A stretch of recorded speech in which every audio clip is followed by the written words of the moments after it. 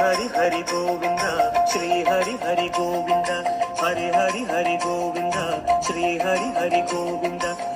ऐश्वर्यस्तबकः विश्वस्य जननीमेव विश्वस्य शरणं वृणे विश्वम्बरसमैश्वर्यं विदुर्यां ब्रह्मवादिनः। विश्वस्य जननीमेव विश्वस्य शरणं वृणे विश्वम्बरसमैश्वर्यं विदुर्यां ब्रह्मवादिनः। अनुपादिकमम्बते मुरारेः अपि साधारणमाहुरीषि धृत्वं स्फुटमत्र निदर्शनं प्रतीमो ननु मित्रा वरुणादिदेवता अविशेषमशेष शेषिभावं युवयोर्यत्यपि वर्णयन्ति सन्तः तनये जलदेर्मितः प्रतीतः तदपि स्वामिनि शेषशेषिभावः।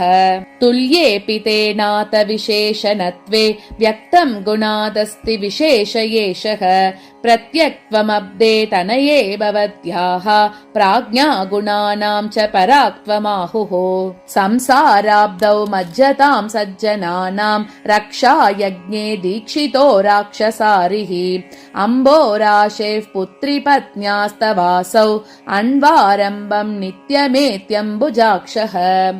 अस्येषानेत्यागमस्तावदास्ताम् ऐश्वर्येऽस्मिन् अस्तमम्बत्वदीये जागर्त्येव व्यासतात प्रणीतं श्लाघ्यं विष्णोस्तत्पुराणं प्रमाणम्।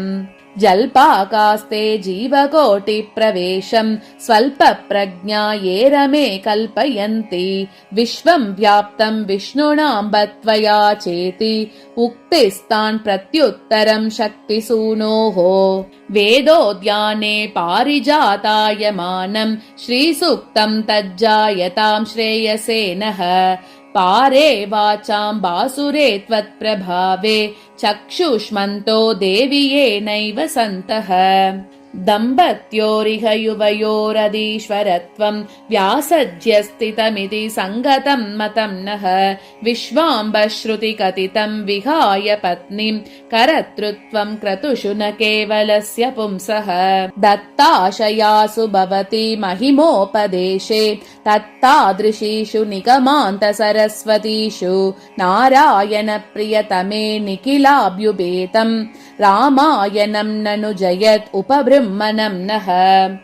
एकग्रीवैर्निगमशिखरैरिन्दिरे निर्विशेषं विश्वव्याप्तिर्जननि युवयोर्व्यक्तमुद्गुष्यमाना ज्ञानद्वारा तव मधुरिपोरात्मनैवेद्यलीका वैषम्योक्तिः कुत उपनता हन्तकेशाञ्चिदेशा। वैभवं तव मुकुन्द पत्न्यो वेद वेद शिखरानुवर्णितं वैभवं भुवि स विन्दति स्थिरं दुस्त्यजं त्यजति वैभवं ततः। ऐश्वर्यमत्र मधुहन्तुरपह्नुते यो वा तवापि जगदम्बतयोरुदीच्यः प्राच्यात् प्रदुष्यति विशिष्य पितृद्विषोऽपि मातृद्विषस्त्रिभुवने महती हि गर्हा।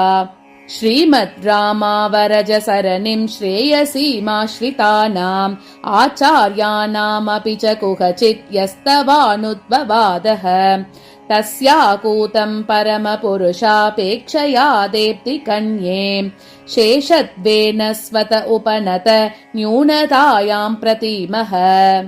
राजन्वन्ति जगौ जगन्ति निगमो द्वाभ्यां युवाभ्यामपि द्वैराज्यं न हि तावता प्रसजति क्षीराम्बुदेरात्मजे आज्ञा वैष्णव शब्दबाजि यजने अधिष्ठानयुग्माश्रितम् एकामेव हि देवतां सुमनसः शंसन्ति मीमांसकाः।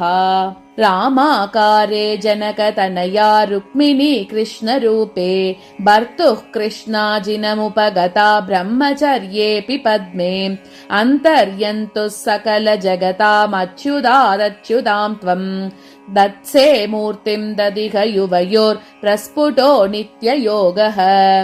पदव्यां भव्यायां कृतरुचिरमार्गं परिहरन् अकम्पं विस्रम्भं विदददभिरक्षेदयमिति व्यवस्यन् गोब्धृत्वं व्यपसरत् उपायान्तरगतः भवत्या संश्लिष्टे भगवति निदत्यान्निजबरम् न्यासक्रियाकरणमन्त्रपदानुरोधात् उद्देश्यमात्महविषि स्वयमर्प्यमाने वाराशिपुत्रि भवति विशिनष्टिनाथं यागे महेन्द्रमखिलाम्ब यथा महत्त्वम् इच्छार्जित बहुदेहाम् इन्द्रादिपदप्रदावलोकलवाम् ईशानां भुवनानामीडिमहि नियतमिन्दिरे भवति इच्छार्जित बहुदेहाम् इन्द्रादिपदप्रदावलोकलवाम् ईशानां भुवनानामीडिमहि नियतमिन्दिरे भवति इति श्रीमद्वेङ्कटाद्वरि विरचिते श्रीलक्ष्मीसहस्रे ऐश्वर्यस्तबकः। हरि हरि हरि गोविन्द श्री हरि हरि गोविन्द हरि हरि हरि गोविन्द श्री हरि हरि गोविन्द।